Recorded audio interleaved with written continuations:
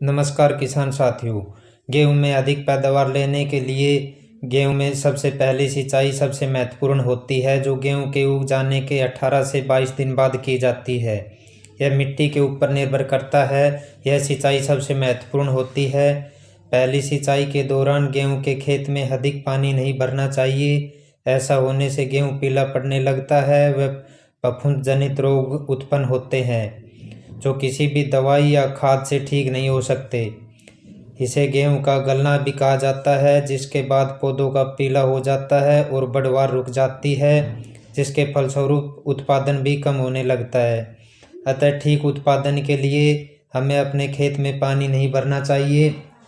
गेहूं के पीले होने के मुख्य रूप से 3 कारण होते हैं। सबसे पहला, गेहूं के खेत में अधिक पानी भरना। दूसरा कारण होता है मौसम का। यदि हमारा टेम्परेचर अधिक है, गर्मी अधिक है, तो हमारे गेहूं में पीलापन आ जाता है। और तीसरा जो सबसे मुख्य कारण होता है, वो होता है जिंक की कमी। गेहूं की फसल के लिए मौसम अनुकूल चल रहा है। इस मौसम में गेहूं की फसल पर ध्यान देना बहुत ही ज़रूरी होता है। गेहूं में जिंक की कमी के लक्षण 25 से 30 दिन बाद नज़र आने लगते हैं। जिंक की कमी में गेहूं के पत्तों पर बारीक लाइनें व धब्बे दिखाई देने लगते हैं। यदि जिंक की कमी को पूरा न किया जाए तो ये धब्बे बढ़कर पत्तों पर पूरी तरह से फैल जाते हैं। इसके लिए इसका उपचार करना बहुत ही ज़रूरी होता है, अन्यथा गेहूं की पैदावार में कमी होती है। अगर फसल में सिर्फ जिंक की कमी है और आम पीलापन नहीं है, तो 1 एकड़ खेत के लिए हमें 1 किलोग्राम जिंक सल्फेट व आधा किलोग्राम भुजा हुआ चूना हमें इसके लिए लेना चाहिए। और 200 लीटर पानी में इसका घोल बनाकर कपड़े से अच्छी तरह से छानकर हमें इसकी स्प्रे करनी चाहिए।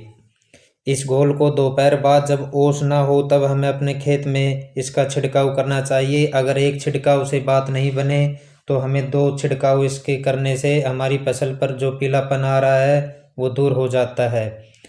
गेहूं की फसल में अगर जस्ते की कमी के साथ साथ फसल में आम पीलापन भी है, तो 1 एकड़ खेत के लिए हमें 1 किलोग्राम जिंक सल्फेट तथा 5 किलोग्राम यूरिया को 200 लीटर पानी में मिलाकर इसकी स्प्रे करनी चाहिए।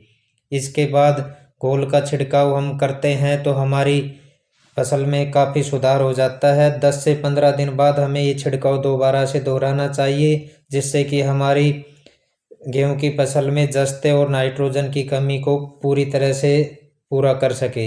गेहूं की फसल में पीला रतुआ या रोली के प्रभाव से भी गेहूं की पत्तियों में पीलापन आ जाता है।